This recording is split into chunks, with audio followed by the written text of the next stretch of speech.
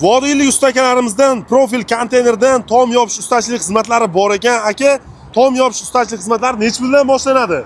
Avvalo assalomu alaykum Pasturg'un ahli. Mana biz 15 yil 10 yildan beri mana shu Juma shahrida Pasturg'unda sex ochib yurgizyapmiz. Konteyner mahsulotidan tom yopish xizmatlari har xil turda hisob-kitob qilib beraveramiz. Xolasa firmani metri bay 170 ming so'mdan 1 metr firmani olib ustonaga qilib beramiz. Xolasa kvadrat bay 180 ming so'mdan 250 ming so'mgacha. Bu sababi nimaga deydigan bo'lsa, uni ichida tunuka yopish, shifr ustonovkasi hamma ichlariga kiradi shu material xizmatlari. Keyin yana bitta joyimiz shunday iboratki, biz xonadonda ishlamaymiz. Biz xonadonni razmerini olib kelib, mana seximizda tayyorlab olib ustonovka qilib o'rnatib beramiz. Hamda tuniga shifrgacha olib beradigan bo'lsa, yopib xizmatlarimizni 100% bajarib bitirib chiqib ketamiz. Uyda ko'ngil olib, uyda. Aka, misol uchun bitta uy 200 kvadrat bo'ladigan bo'lsa, necha kun vaqt ketadi o'shani tom bilan yopish uchun? Agarda Xudo xolasa Alloh yolg'onchi qilib qo'ymasa, 4-5 kun, uzog'i bir haftaning ichida chiroyli qilib bitkizib, tomi, shifri hammasini yopib berib ketamiz tunigasigacha. Faqatgina uyda egasi bizga mana shu transport vositasini qo'yib bersa bo'ldi biz mana shu yerga.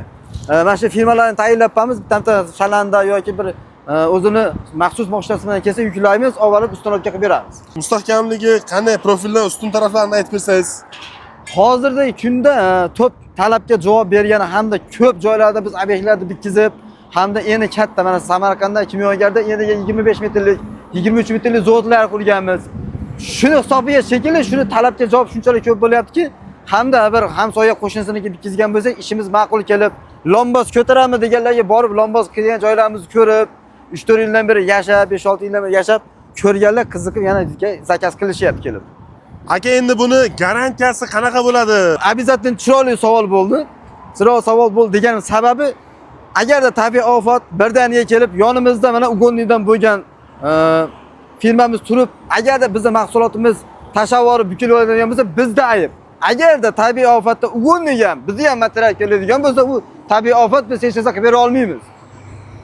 Ishimizga shunchalik mustahkam, shunchalik garantiya beramiz, bizning ish muhim emas.